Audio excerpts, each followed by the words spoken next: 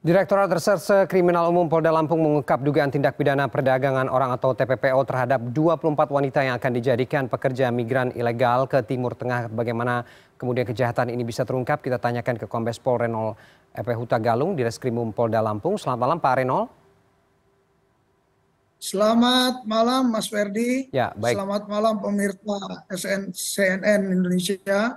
Ya, terima kasih Pak Renol. Salam presisi Mas Ferdi. Ya, terima kasih Pak Renol sudah bergabung dengan kita. Pertama kita ingin mendapatkan bagaimana kemudian kronologi terungkapnya dugaan tindakan pidana perdagangan orang ini. Dari mana bermula ini Pak?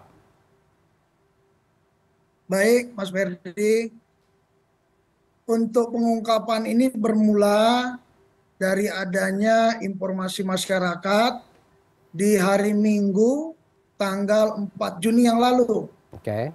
Bersamaan dengan itu tidak serta-merta informasi itu kita bisa langsung dapatkan secara detail. Tapi tim melakukan pengkajian dan mengumpulkan beberapa keterangan sampai langsung ke lokasi. Bersamaan di lokasi juga tidak serta-merta melakukan penindakan, tapi berkoordinasi dengan lingkungan setempat, baik RT maupun dari security di lingkungan, sehingga dilakukanlah penindakan.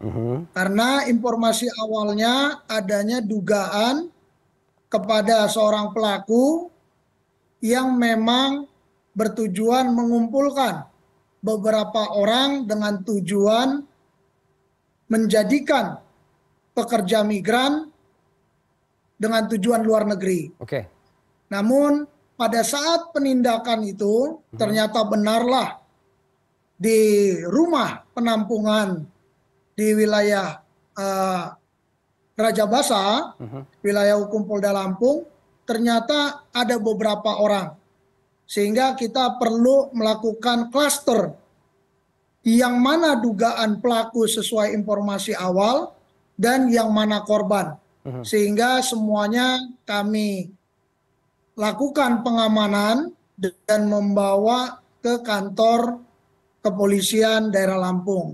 Setelah sampai di kantor kepolisian daerah Lampung, dari jajaran Ditreskrim Polda Lampung, tepatnya Subdit 4 Renakta, dengan mengedepankan petugas kepolisian Polwan untuk memilah di mana dapat kita tentukan adanya 24 wanita yang menjadi korban pekerja migran. Sehingga kepada 24 ini kita arahkan bukan ke tempat direktorat untuk dilakukan pemeriksaan, tapi diarahkan ke ruang pelayanan khusus terhadap mereka yang korban. Dan yang lainnya dilakukan pemeriksaan secara maraton di ruang pemeriksaan Subdirektorat Renakta di Treskrim Demikian Mas Ferdi. Baik Pak Renol, banyak kemudian tanda tanya dari publik yang mengatakan bahwa bagaimana kemudian mereka bisa sampai ke Lampung, lalu juga tersangka tidak satu pun juga yang berasal dari Lampung. Lampung dijadikan tempat transit. Ini apa? Memahami ini bagaimana? Apakah kemudian ini ada sindikat besar yang kemudian mengatur perdagangan orang-orang ini untuk dikirimkan ke luar negeri dengan dokumen yang tidak resmi? Sampai di mana kemudian penyelidikan ini? Iming-imingnya ini kan memang untuk dijadikan tenaga kerja begitu ya?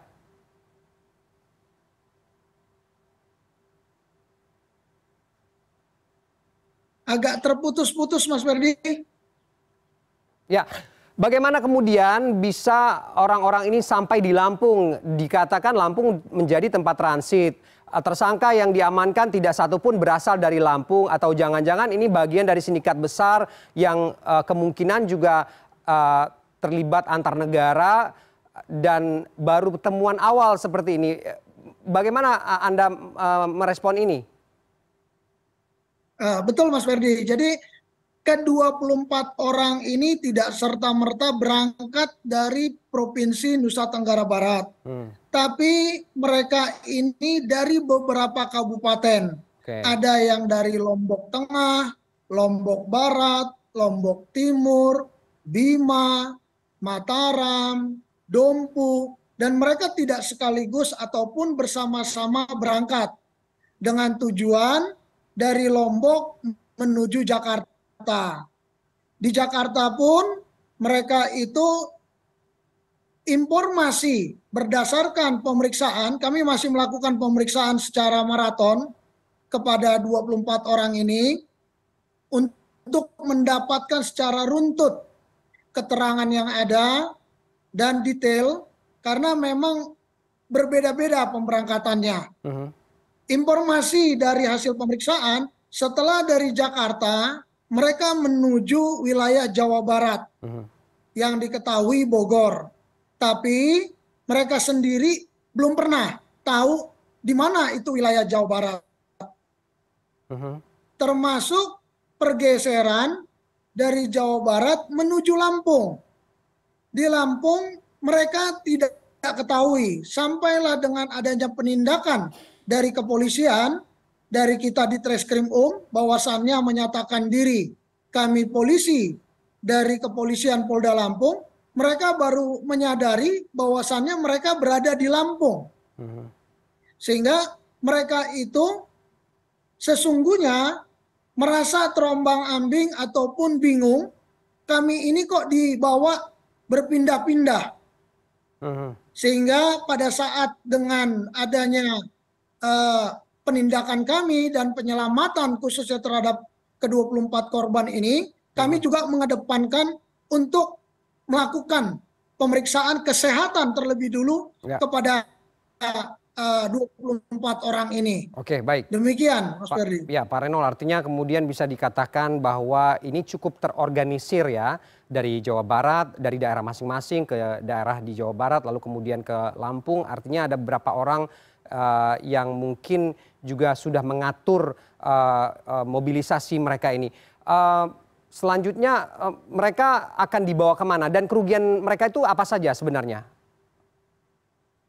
Jadi pada saat kita tadi melakukan klaster, kita dapat menetapkan 4 orang tersangka, Mas Ferdi. Ya. Bahwasannya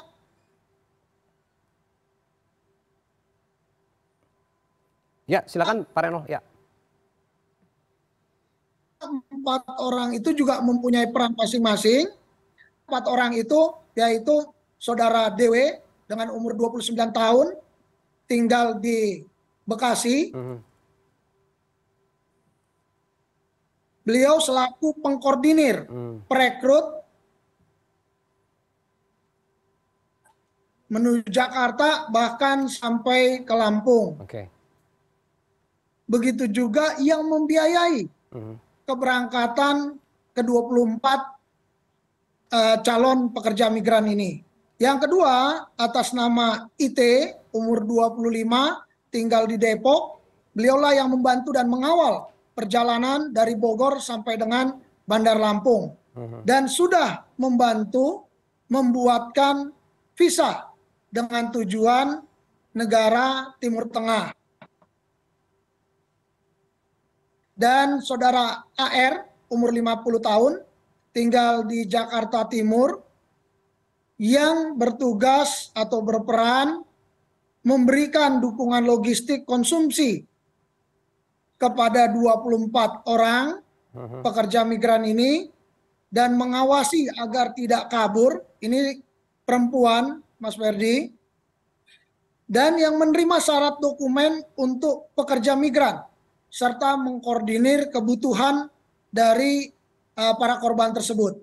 Yang keempat, yaitu saudara AL, umur 31 tahun, asal dari Kabupaten Bandung. Ini yang membantu saudara AR di dalam tempat penampungan, baik di Jawa Barat maupun di Lampung, dan mengawasi agar tidak kabur. Demikian Mas Ferdi terhadap 4 orang yang telah kita tetapkan tersangka tersebut. Oke, baik Pak Renold, kita menunggu bagaimana hasil penyelidikan lebih lanjut terhadap dugaan pelaku TPPO ini dan semoga tidak ada kejadian serupa begitu ya, dan butuh pengawasan yang lebih ketat lagi terhadap mobilisasi orang-orang ini atau TKI, calon TKI yang memang diiming-imingi untuk bisa bekerja ke luar negeri. Terima kasih Kombes Pol Renold EP Huta Galung sudah bergabung dengan kita malam ini. Terima kasih Mas Ferdi. Selamat malam.